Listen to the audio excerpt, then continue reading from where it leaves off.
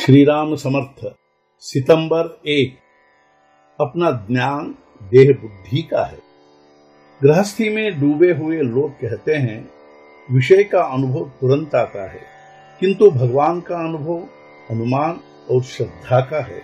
उनका यह कहना मैं मानता हूँ। गृहस्थी में डूबे लोग उसे छोड़ते नहीं, इसका मुझे आश्चर्य नहीं होता, लेकिन उससे प्राप्त सुख चिरकाल टिकने वाला सुख है ऐसा मानते हैं, इसका मुझे दुख होता है। मैं तो यह कहता हूं कि तुम्हारे अनुभव के अनुसार तुम्हें जो सत्य लगता है वही सत्य मानो, लेकिन उसके अनुसार भी तुम नहीं बरतते।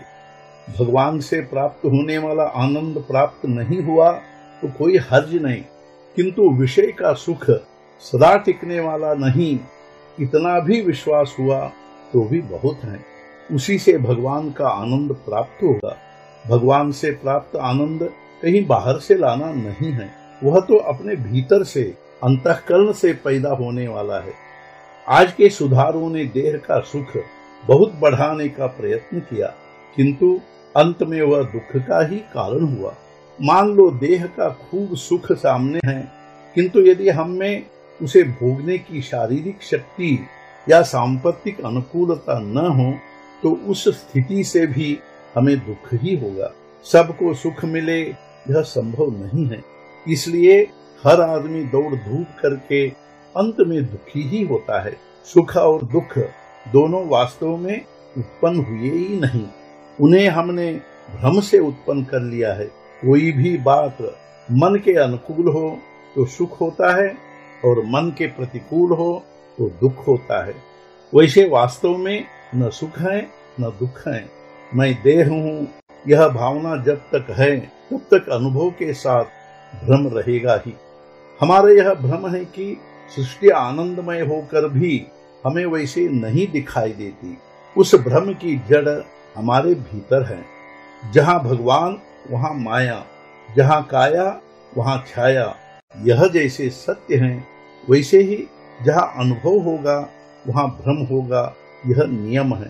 5 आदमी मिलकर प्रपंच बनता है और उसमें हर आदमी स्वार्थी होता है, तो सब सुख एक अकेले को मिल जाए यह कैसे संभव हो सकता है।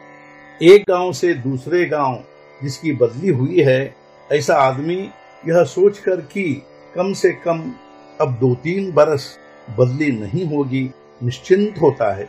इस प्रपंच में हमारी आयु की इतनी भी निश्चिंतता नहीं है, अतः हम अपनी आयु का एक भी क्षण व्यर्थ न गंवाकर सत्कर्म में यानी भगवान के अनुसंधान में व्यतीत करें।